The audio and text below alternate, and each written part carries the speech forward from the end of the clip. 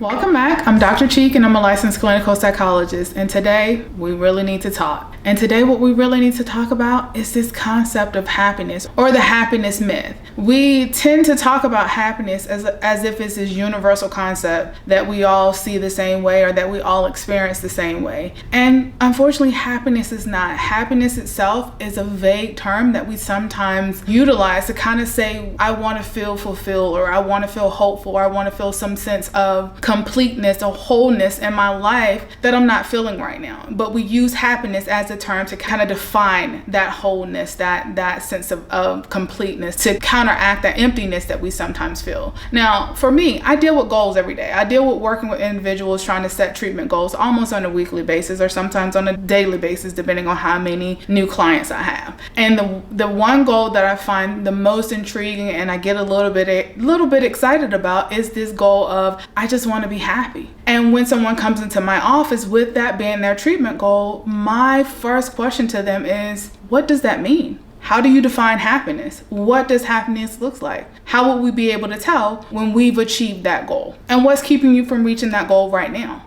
And what I find to be most common when I ask that follow-up question when someone says that's their goal is that people say, I don't know. I've never really thought about it. Which for me is very interesting because we tend to say often that we want happiness, but we never really stop to think about what that means to us. How do we define happiness for ourselves? What does happiness look like? And happiness is not a universal concept that is the same for everyone. It's universal in that we all have the ability to experience happiness, but how we experience happiness and how do we define what makes us happy is different for most, if not all of us. So when you actually think about happiness, another misperception that we sometimes have about happiness is that we feel like as adults, we should be happy most of the time. We have some mythological idea of the frequency at which we should be happy. So we feel like we should be happy most of the time, if not all of the time. And when I was in my last year of training, what we call the postdoc for a psychologist, one of my senior psychologists that I was working with ran an anger management class. And he ran an anger management class kind of focused on a lot of concepts around anger. And one of them is the ideal of happiness. And he used Pareto's principle, which is an 80-20 rule. And we've heard of the 80-20 rule multiple times in multiple ways, and people use it however they need to use it. But Pareto's law, or Pareto's principle, simply states that about 80% of the consequences or the outcomes are the results that are caused by about 20% of what's happening. And when we look at that in terms of happiness, about 20% of the time results in 80% of the happiness. So let me say this in a way that may be a little bit more easier to understand. 80% of our happiness is only going to come from 20% of the time in our lives. And as adults, we can see that a little bit more clearly. As children, that might be a little bit reversed. Children, in most cases, have a little bit more of an opportunity to experience happiness on a more frequent basis than adults, because as adults, we have more responsibility.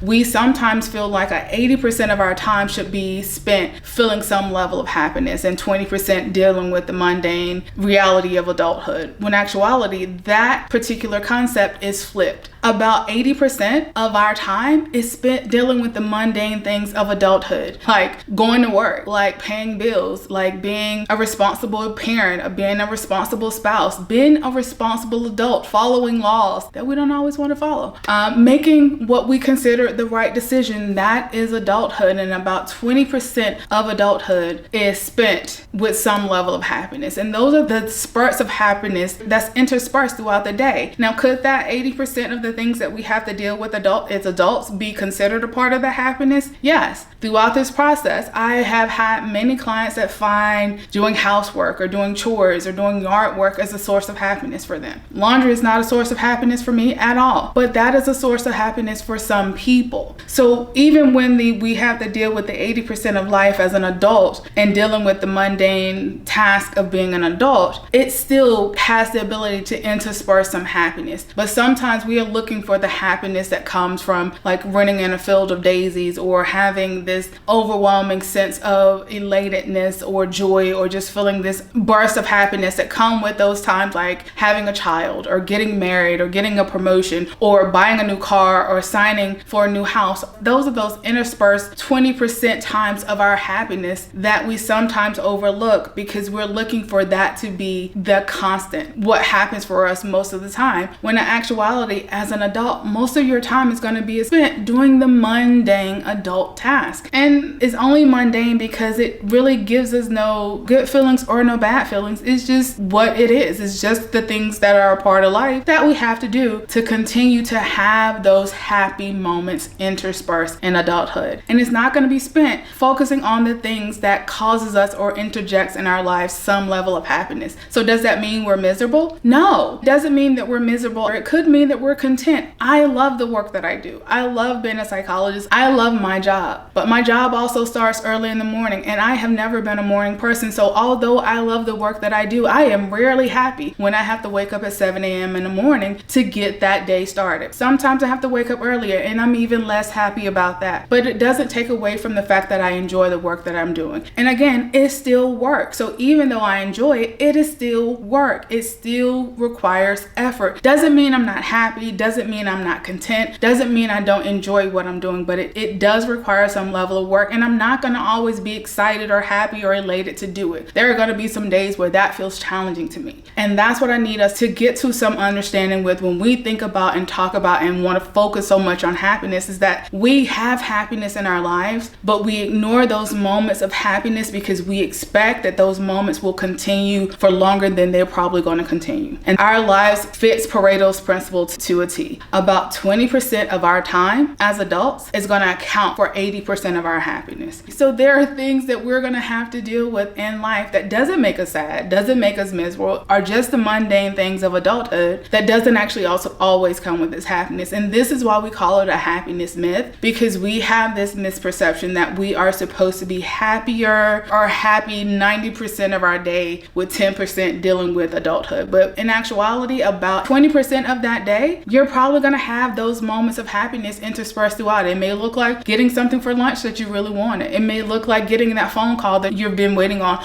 all week. It may look like your significant other putting a love note in your lunch or in your purse or in your car just to remind you that they care about you and that they love you. It could be getting a good report card from your children. All of those are those moments of happiness that happen throughout our days, and it's interspersed, but it's not like this continuous 20% of our day that's happy. As an adult, we have to take a moment and step back and start to identify what are those things that makes us happy, because we don't always make time for that. We're sometimes waiting for that person that's going to make us happy, or waiting for that other person that can come into our lives and help us figure out what it is that we need to make us happy. And are there opportunities when other individuals come into your life and make you happy and make you feel content and make you feel supported and make you feel like you have a greater level of joy? Yes. But happiness comes from within, and understanding the things that you need from this world and from yourself to make yourself happy. Now, happiness for most of us seems to be this arbitrary concept that we never truly define. And because we don't truly define it, we sometimes spend so many years or so much of our lives looking for something that we don't even know what we're looking for. So if you ever get to a place where you're constantly saying, I just want to be happy, I just want to find my happiness, I just want to know what happiness feels like, stop and ask yourself,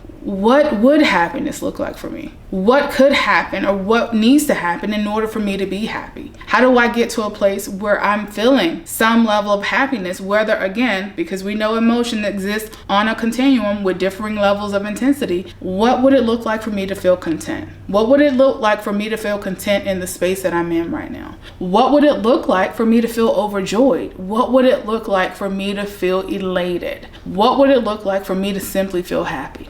What does that look like for you? Let's not just throw out the vague term of I just want happiness, I just want to feel happy, but let's put some context around that word and say, this is what I need in my life that either I am getting or I'm not getting that would be a source of happiness for me. And if in that moment you're able to define that, awesome. Set out on that journey to find that happiness for yourself. Or if you sit back and you ask yourself that question and you realize that happiness is already there, embrace what you are receiving right now. And if you ask yourself that question and that response for you is, I really don't know, start to explore that in yourself, because if you can't identify what makes you happy, there is not another person in this world that can do that for you, because you live in your body every day. And if you can't understand yourself enough to know what makes you happy, anyone else is going to have a hard time on the outside looking in, trying to figure that out for you. So again, this is a moment where we needed to talk, and we needed to talk about happiness and the idea of the concept of happiness and the vagueness for which we use that word without ever really truly defining it for ourselves or knowing what it would look like if you truly were to receive happiness. And even if you already had it, would you be aware that it was in your life? Happiness is something that we all want. Happiness is something that we all should be able to experience throughout our lives, throughout our days, throughout different points in our weeks, and definitely throughout highlighted times in our lives. But happiness as an adult is not going to be something that's going to be consistent throughout your day. Half your day is not going to be spent dealing with something that causes you some level of happiness. Much of your day is going to be spent dealing with the mundane tasks or the tasks that are associated with being a responsible adult. And about 20% of that time is going to be those interspersed moments of happiness.